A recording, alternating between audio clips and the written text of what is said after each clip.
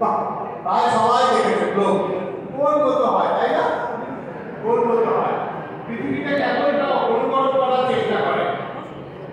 তো তোমাদের শুনলে একদম পাওয়া যাবে গ্লোব। এই গ্লোবটা হাত দিয়ে যদি দেখো, দেখবে পৃথিবীর উপরে পৃথিবীর যে পৃথিবীতে গোল, এই গোলকের পৃষ্ঠতলে বেশিরভাগটাই সমুদ্র। তার মধ্যে সবচাইতে বড় সমুদ্র কোনটা? সেটা কে বলবে? পিছন থেকে কে বলো? সবচাইতে বড় সমুদ্র কোনটা? মহাসাগর সবচাইতে বড়? প্রশান্ত মহাসাগর। তারপর হচ্ছে আটলান্টিক মহাসাগর, সেটাও খুব বড়। আর কোন মহাসাগরের নাম জানো? ভারত মহাসাগর, উত্তর মহাসাগর আর আটলান্টিক মহাসাগর। এই এতগুলো মহাসাগর কিন্তু আমাদের আছে। আর কেউ কি জানো যে সবচাইতে যে গভীর জায়গাটা মহাসাগরের মধ্যে? বলো বলো। Yes, Mariana trench. Mariana trench হচ্ছে সবচাইতে গভীর অঞ্চল। আর তার মধ্যে সবচাইতে ডিপ কোনটা? Challenger deep. দারুণ, তোমরা দারুণ পড়াশোনা করছো। চ্যালেঞ্জার ডিপটা এতটাই ডিপ যে মাউন্ট এভারেস্টকে উল্টে দিলে তার উপরে অনেকটা জল থাকবে। তাহলে কি পৃথিবীতে অনেক জল আছে?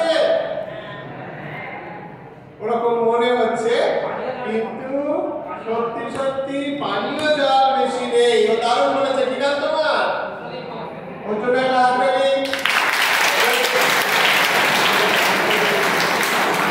পানীয় জল কিন্তু বেশি নেই, আমাদের বন্ধু বলে দিয়েছে।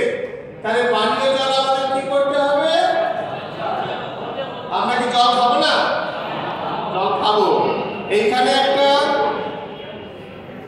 জলের বোতল আছে, তোমরা খাও তো? কিন্তু আমাদের দেশে এরকম বোতল কেন কিনতে হয়? জলের অভাব কতটা নয়, কিন্তু যে জল পাওয়া যায় তা সবসময় নিরাপদ নয়, তাই তো? স্বাস্থ্যসম্মত নয়। তাই জন্য আমাদেরকে এরকম বোতল কিনে খেতে হয়, তাই তো? কিনে খেতে হয়। তাহলে আমাদের নিরাপদ পানীয় জলটাও দরকার। পানীয় জলের সঙ্গে সঙ্গে নিরাপদ পানীয় জল। জল থেকে যে জল বিপজ্জনক, তা থেকে অনেক অসুখ হয়। কেউ কেউ জানো অসুখের নাম জানো? জল থেকে যেসব অসুখ হয়, ওই তো বলো বলো। হ্যাঁ হ্যাঁ, তুমি একটু ঠিক বলেছো। আর্সেনিক থেকে অনেক অসুখ হয়। কিন্তু এমনি স্বাভাবিক জল থেকে কি অসুখ হয় বলো? ডায়রিয়া। দারুণ, ঠিক বলেছো। হ্যাঁ, একদম ঠিক বলেছো। আচ্ছা, দারুণ, বাহ, বলো বলো। যাই হোক, তোমরা কিন্তু এগুলো জানো যে জল যদি পরিশুদ্ধ না হয়, সেই জল থেকে অনেক রকম, সেই জল থেকে অনেক রকম অসুখ হতে পারে। আমাশা, আমাশা একটা কমন অসুখ আমাদের দেশে। আমাশা, আমাশা কি থেকে হয় কে বলতে পারে? বলো বলো। দারুণ, ওর একটা হাত দেয়।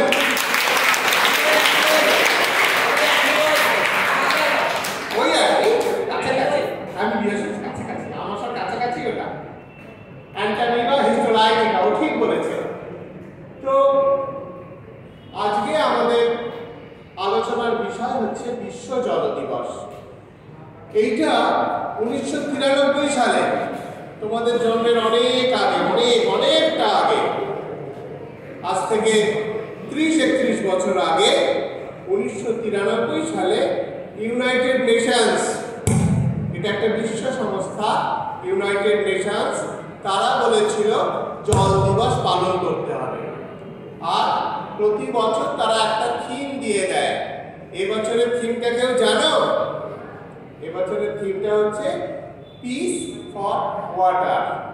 আমাদের শান্তি চাই। আজকে কি কোথাও যুদ্ধ চলছে? যুদ্ধ চলছে।